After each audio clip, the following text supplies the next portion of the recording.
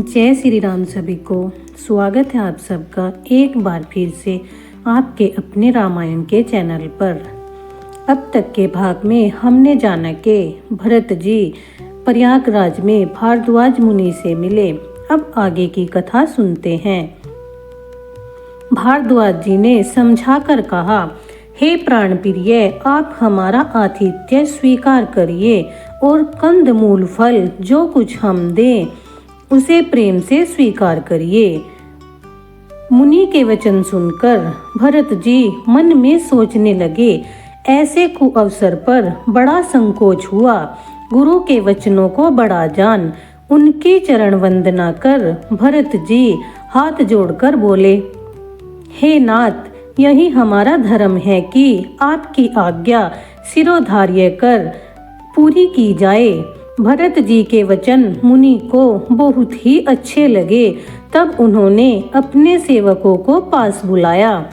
मैं भरत की पहुनाई करना चाहता हूँ, जाकर कंदमूल फल लाओ। तब वे बहुत अच्छा कहे सिर नवाकर प्रसन्न हो अपने अपने काम को चले।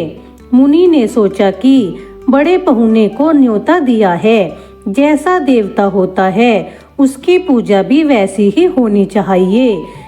यह सुनकर रिद्धियां और अणिमादिक सिद्धियां आई और बोली, हे गुसाई, जो आज्ञा हो सो हम करें। तब मुनि श्रेष्ठ प्रसन्न हो बोले कि छोटे भाई भरत जी अपने समाज सहित राम जी के विरह में व्याकुल हैं। इनकी पहुनाई का इनका सारा श्रम दूर करो।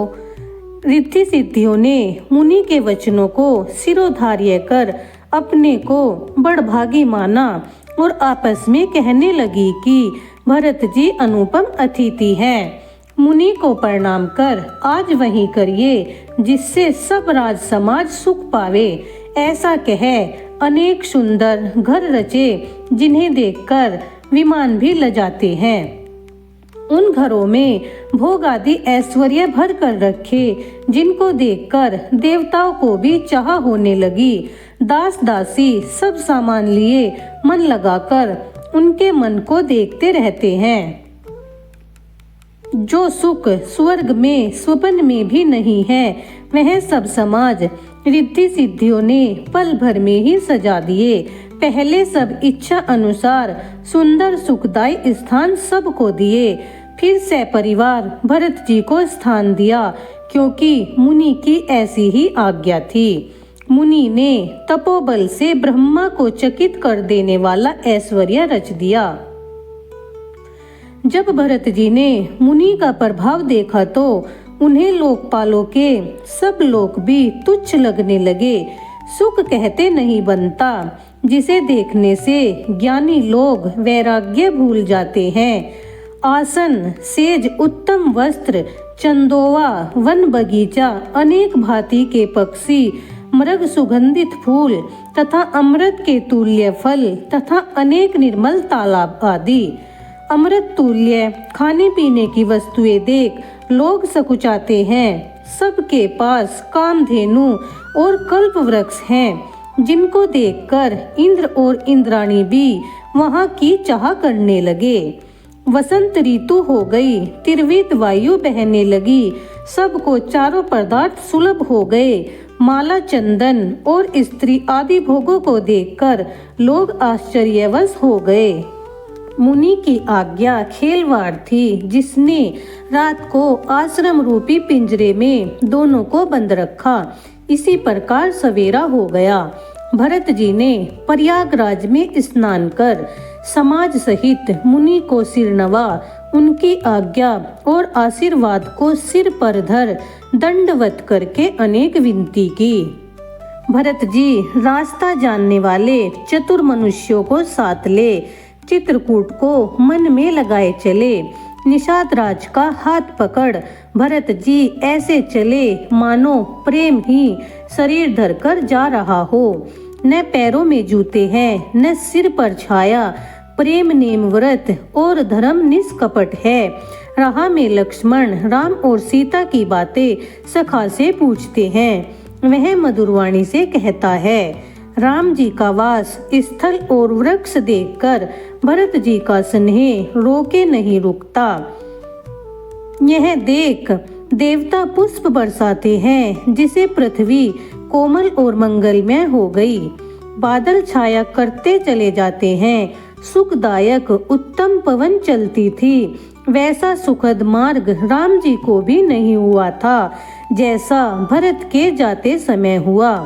जगत के जड़ चेतन जीवों ने प्रभु को देखा तथा जिन्हें प्रभु ने देखा वे सब मोक्ष के योग्य हो गए। भरत जी के दर्शन से उनके सांसारिक रोग मिट गए। भरत जी को ये कुछ बड़ी बात नहीं है। जिनका मन राम जी का ध्यान करने में है, जो मनुष्य एक बार भी राम कह लेता है, वह तरण तारण हो जाता है। सिद्ध साधु और मुनीश्वर ऐसा कहते हुए भरत जी को देखकर बड़े प्रसन्न हैं। भरत जी राम जी के प्रिय छोटे भाई हैं, उनको यह मार्ग सुखदायक क्यों नहीं होगा। वहाँ का प्रभाव देखकर इंद्र को भी सोच हुआ, क्योंकि जग भले को भला और बुरे को बुरा है। गुरु से इंद्र ने कहा, हे प्रभु, ऐसा करो कि राम जी की भरत जी से भेंट न हो। राम जी प्रेम के वश संकोची हैं और भरत जी प्रेम के समुद्र हैं। अब बनी बनाई बात बिगड़ना चाहती है, इससे कुछ छल सोचकर इसका यत्न करिए। यह सुनते ही बृहस्पति जी हंसे और 1000 नेत्र वाले इंद्र को बिना नेत्र का जानकर बोले, वृथा के डर और छल को छोड़ दो, यहाँ कपट का भांडा फूट जाएगा। हे देवराज, राम जी के सेवक से छल करोगे तो सब उल्टी अपने पर ही आ पड़ेगी। तब तो कुछ राम जी का रुख जानकर किया, पर अब कुचाल करने से हानि हो जाएगी।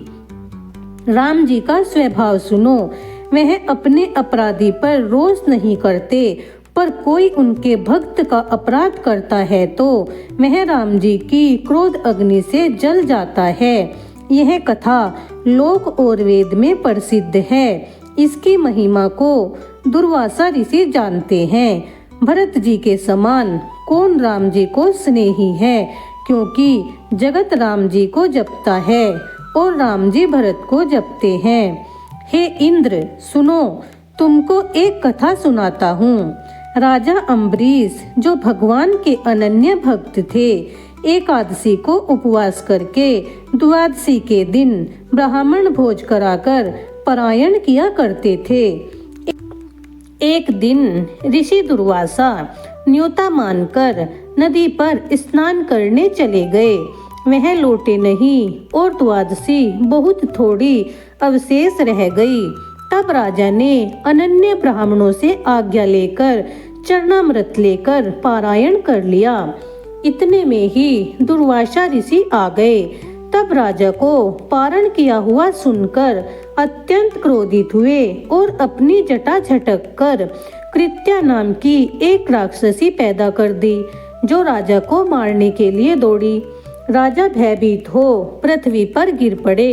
तुरंत ही भक्त रक्षक भगवान का सुदर्शन चक्र चला, जिसने राक्षसी को तो मार ही डाला और फिर वह चक्र दुर्वासा ऋषि के पीछे दौड़ा। अब दुर्वासा ऋषि घबराए।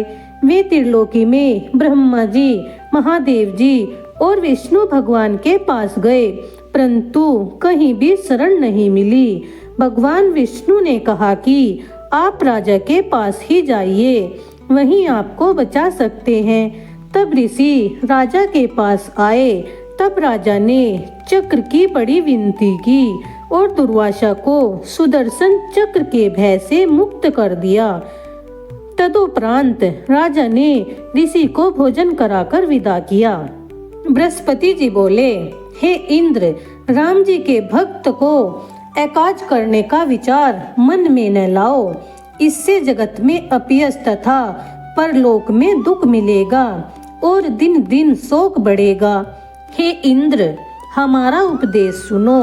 राम जी को अपने भक्त बहुत प्यारे हैं। राम जी सेवक की सेवा करने से सुखी और सेवक से बैर करने पर बहुत बैर मानते हैं। वे समदर्शी हैं, उनके प्रेम और क्रोध नहीं है और न वे पाप पुण्य और दोष को ग्रहण करते हैं।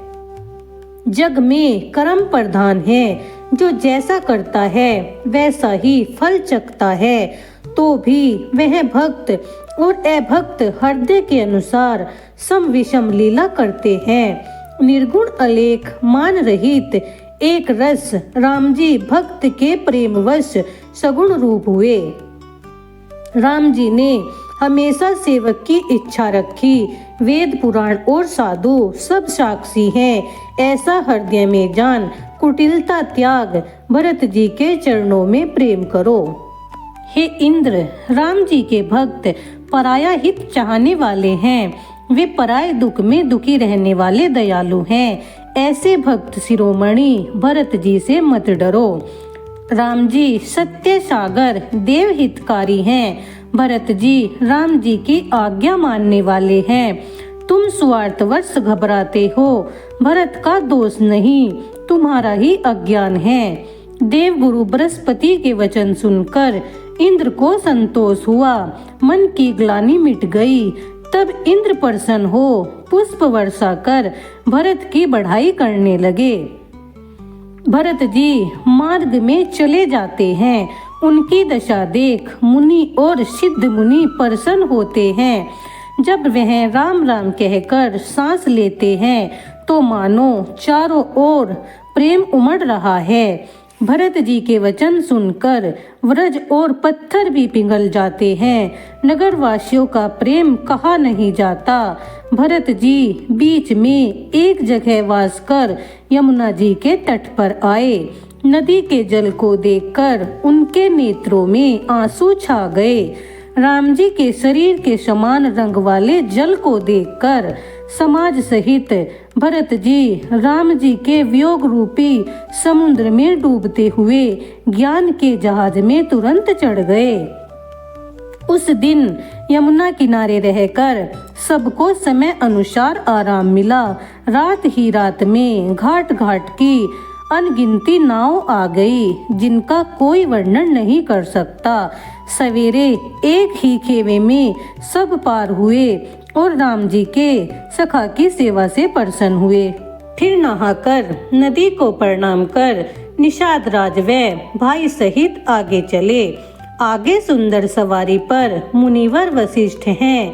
राम समाज सब पीछे है। उसके पीछे दोनों भाई साधारण वस्त्र आभूषण पहने सादे वेश में पैदल ही चले जा रहे हैं।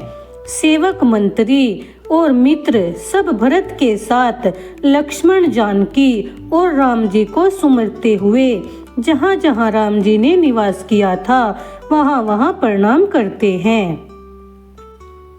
जय श्री राम सभी को। आज की कथा का समापन यही होता है। आज मेरे रामायण के 500 पाठ पूरे हुए। कल के भाग में हम जानेंगे लक्ष्मण जी का क्रोध और भरत जी का श्री राम जी से मिलन। तब तक के लिए बोलो सियावर रामचंद्र की जय।